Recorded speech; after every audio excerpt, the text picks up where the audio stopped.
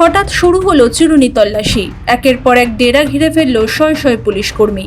পালাবার সব পথ বন্ধ করে বাস স্ট্যান্ড, রেল স্টেশন আর হাইওয়েতে বসে গেল কড়া নাকা চেকিং।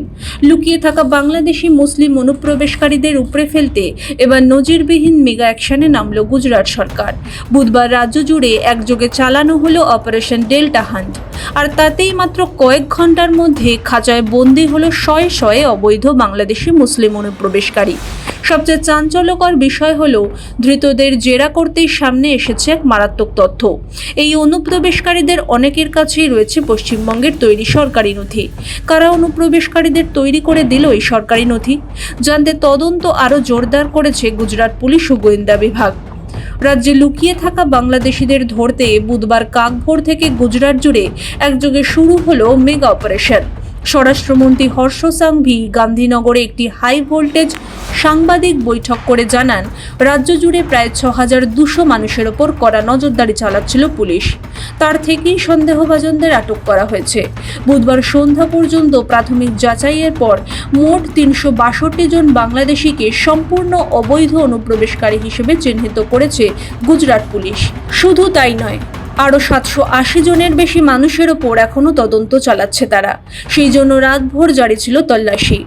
গুজরাটের স্বরাষ্ট্রমন্ত্রী নিশ্চিত করেছেন যে এই অবৈধ বাংলাদেশিরা মূলত আহমেদাবাদ, সুরাট, ভাদোদরা, রাজকোট এবং ভরুচির মতো গুরুত্বপূর্ণ শিল্প ও বাণিজ্যিক জেলাগুলোতে ছড়িয়ে ছিটিয়ে বসবাস করছিল।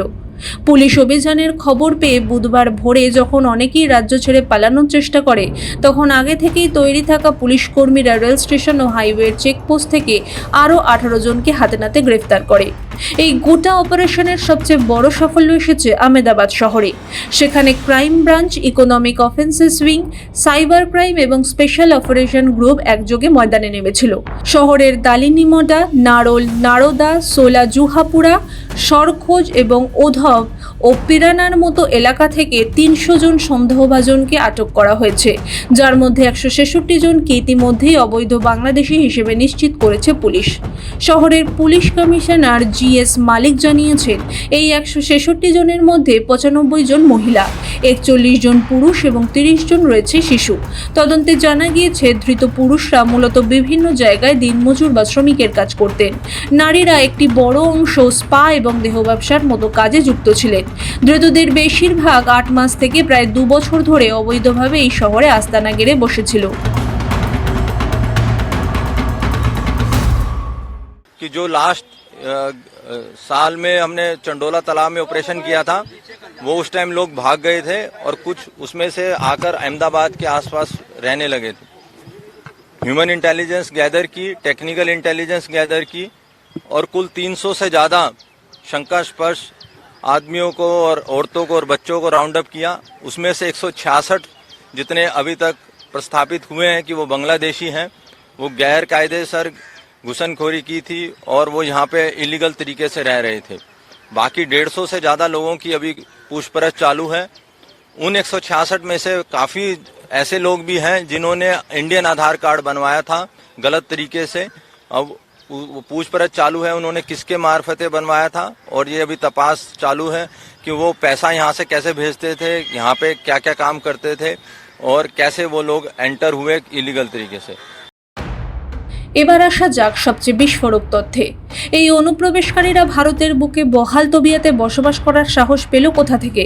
গুজরাটের স্বরাষ্ট্রমন্ত্রী হর্ষ সাংভি স্পষ্ট জানিয়েছেন, তদন্তে দেখা গিয়েছে এদের অনেকের কাছেই এদেশের বৈধ পরিচয়পত্র রয়েছে। কিন্তু এই সব নথির উৎস কোথায়? জেরায় ধৃতরা স্বীকার করেছে, বেশ কয়েক বছর আগে পশ্চিমবঙ্গের বিভিন্ন প্রত্যন্ত গ্রামে বা সীমান্তে বসেই তারা সম্পূর্ণ বেআইনি উপায়ে এই ভুয়ো নথি তৈরি করেছিল।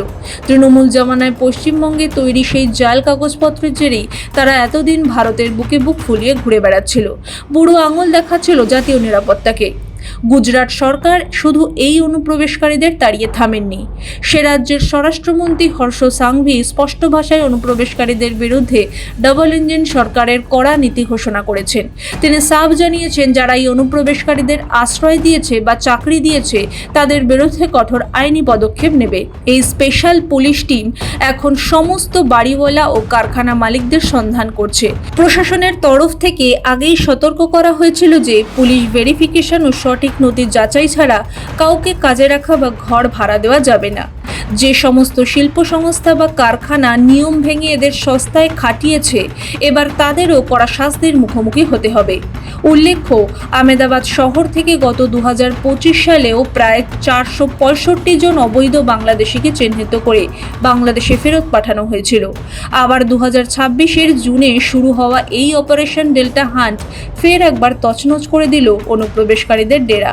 এই কড়া পদক্ষেপের জন্য কেন্দ্রীয় সরকার, প্রধানমন্ত্রী নরেন্দ্র মোদী এবং কেন্দ্রীয় স্বরাষ্ট্রমন্ত্রী অমিত শাহকে ধন্যবাদ জানিয়েছেন গুজরাট উপমুখ্যমন্ত্রী। দেশের সুরক্ষার স্বার্থে অবৈধ অনুপ্রবেশ রুখতে গুজরাটের এই ডেল্টা হান্ট মডেল নিয়ে আপনার কী রায়? পশ্চিমবঙ্গ সীমান্ত নিয়ে যে অভিযোগ উঠেছে তা নিয়ে আপনার কী মতামত কমেন্ট বক্সে অবশ্যই জানান। আর ভিডিওটি ভালো লাগলে অবশ্যই লাইক এবং শেয়ার করে পাশে থাকুন মাধ্যমে।